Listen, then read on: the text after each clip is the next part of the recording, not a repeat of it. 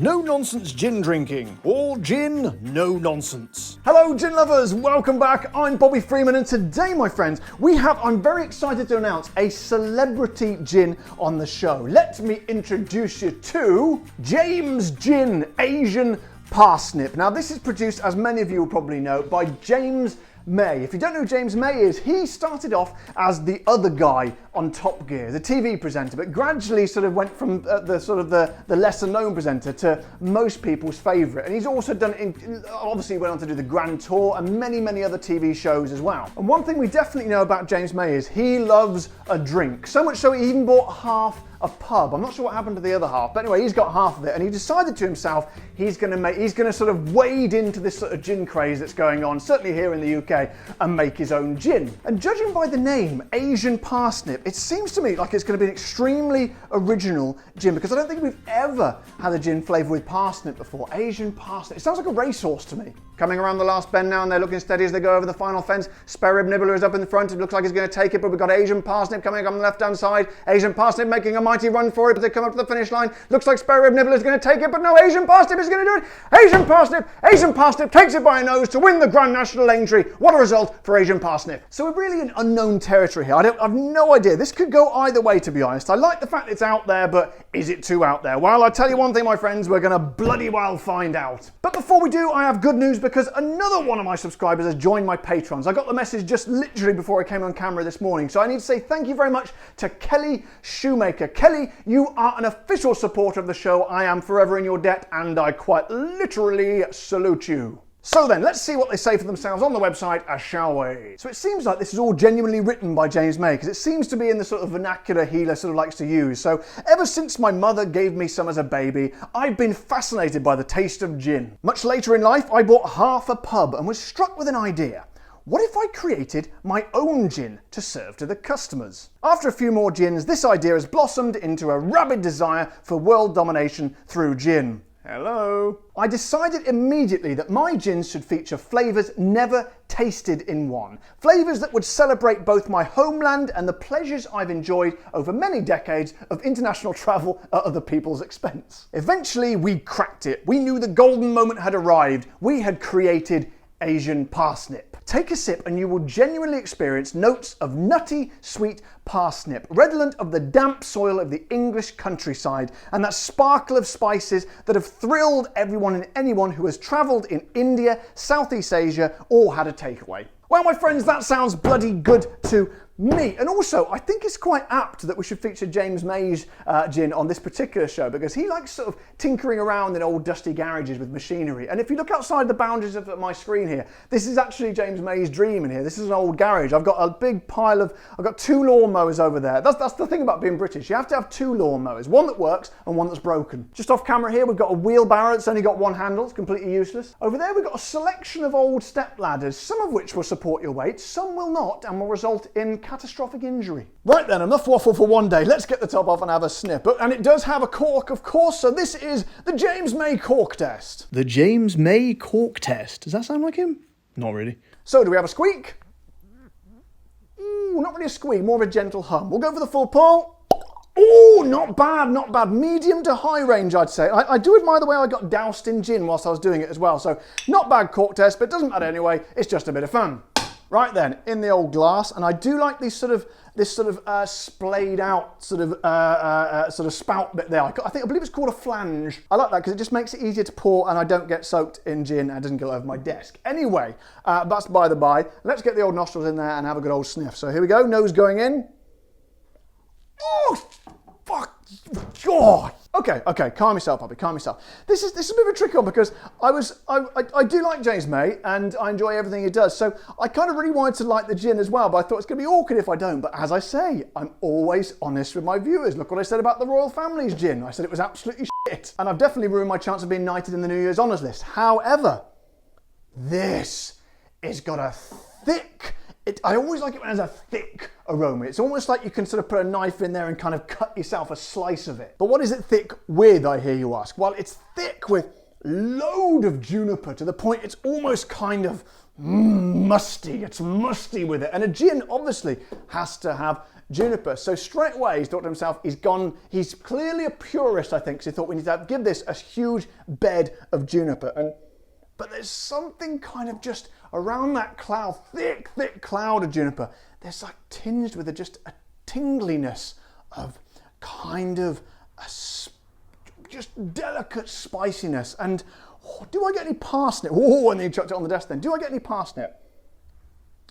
Not really, but as I recall, I don't think I've ever sniffed a parsnip. I don't know what sort of person goes around sniffing parsnips. But as I recall, when I've made them in roast dinners, they don't tend to have a huge aroma about them. So let's not fanny around anymore. Let's get it in the old gullet. But let's check the ABV first. 40%, not bad. So let's make ourselves a little gin and tonic, shall we? So, tonic going in about that much, I reckon. We don't want to drown it. So here we go, my friends, viewers and gin lovers from around the world. James May's gin, Asian Parsnip. I say, cheers.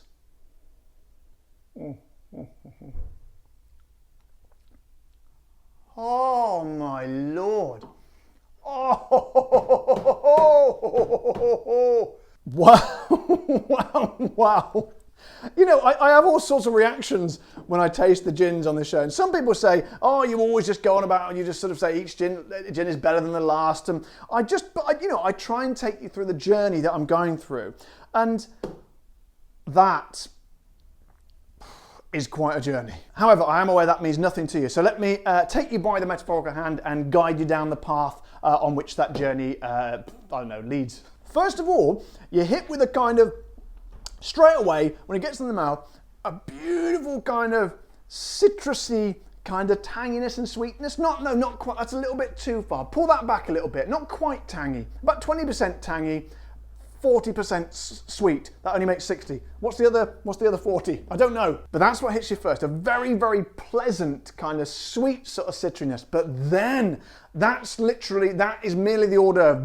Then the fun starts. Because once it travels to the back of your mouth, then it's like someone's gone, okay, let's get this party started. And the music starts playing, everyone's pumping in, people are instantly filling the dance floor and just got their hands in the air, like they quite literally do not care. Actually, you know what? They do care. They do care. That's a phrase that's bandied around a bit too often. Hands in the air like they just don't care. Someone cares about this gin. So that little party at the back of the mouth, they do care. And they all love each other, and they love the party, and they love the music. But this is getting rather bizarre. But I think that kind of makes sense. And then out of the midst of that, you get this kind of cloud of juniper again. It comes back, that thing you were getting in the aroma. It kind of just fills the air like a smoke machine at a 1980s disco. Poof, juniper sort of smoke all around everyone, and they're just kind of swirling in it like this. I think this is the most bizarre metaphor I've ever used on this show, but god damn it, it makes sense to me. However, most gins will be satisfied with just leaving it at that. This one, you get an extra kind of sting in the tail, but a pleasant sting. Imagine if you were to be stung by a friendly scorpion which injected you with something nice. I can't think what, but I don't know, something nice. Because as you swallow, in fact, in my first take there, when I did all that, all that business, that was great. But when I sort of stopped to put the jump cut in, I wish I'd kept it going, because when I took a breath, you're kind of thinking to yourself, yeah, you got citrus, you got juniper, and all that sort of nice ginness about it. But where's the parsnip? Where's the parsnip? Wow, the parsnip comes in the aftertaste. It's like it lingers. It's like a parsnippy legacy. After the party's over, you walk in and it's just the air is alight with parsnip. Sounds a bit like a West End musical, doesn't it? The air is alight with the sound of parsnip. And then in amongst all that, there's so many sort of layers to this, Jim. And amongst all that, you've got like threads of spiciness, which he talks about, that kind of Asian influence, just sort of around the edge and sort of shot through the middle of it all, but supremely balanced. Because there's a lot of weird and wonderful flavours in there, but they are supremely balanced and done in an expert way. I say, god damn. Well done, James. So let's have a little try of it neat. I think this is going to be a gin and tonic one, to be honest, but let's try it just in case. Oh yeah, bags more juniper, really heavy on the juniper. Let me swallow it so we get the parsnip. Oh yes, wow. It's literally, you swallow it, you think there's no parsnip, you go, it's literally your mouth fills with parsnip, but not kind of an overpoweringness. You definitely get more of the sense of the nuttiness when it's neat as well. It's not getting bad. I think if you're a neat gin drinker, you'd really like it. But again, this one just sings in a gin and tonic to me. However, my friends, is it singing a nice tune when it comes to paying for the damn thing? Well, let me inform you, it is a little bit on the pricey side, okay? It's 39 English pounds, which equates to about $53 or 45 euros. And yeah, that's pushing the top end of the budget for me. As you know, for smaller, newer distilleries, I don't like to spend any more than £40. So it is £1 less. So I'm kind of okay with it, but I was also thinking, well, you know, he's got a bit of cash, or James, maybe he could bring it down a little bit more to sort of, so it's in the sort of the realm of affordability for mere mortals like myself. However, that is a minor gripe, and if you're ever going to pay a little bit more for a gin, then it's still under my top bracket for the small distillers, and god damn, it's nice. So then, to sum up, guys, that is a genuine. Recently, I did that gin called Feckin' Gin, and that really surprised me. It came out of nowhere, and it's become one of my go-to gins. Me and Narissa are smashing through it every night. So I wasn't expecting another revelation like that for a while. However, the flavours in there are not only extraordinarily original. I don't think I've ever seen a parsnip gin mixed with those sort of Asian essences as well.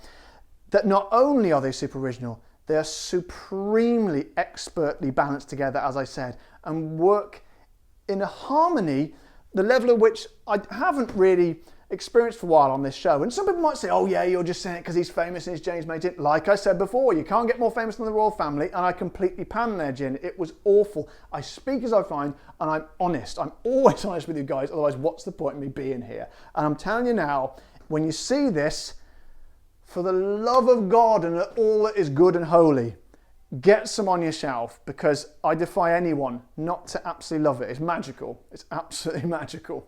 So guys, I hope you've enjoyed this video today. Hope you found it useful. Hope if you haven't heard of it before, I hope this brings this gin into your life in some way, shape or form. If you have enjoyed it, then of course, if you haven't already, subscribe to my channel, press the little like button on the video and the bell icon so you get notified when my new videos come out. Tag James May in any posts on Facebook, obviously, because it can't do any harm. And if of course you want to support the show like good old Kelly Shoemaker did, then please head over to my Patreon page or click the join button below this video to become a YouTube member. But until next time, guys, you all know the drill. Take care, stay safe. Thank you to all my wonderful patrons and members, and of course, keep drinking the gin.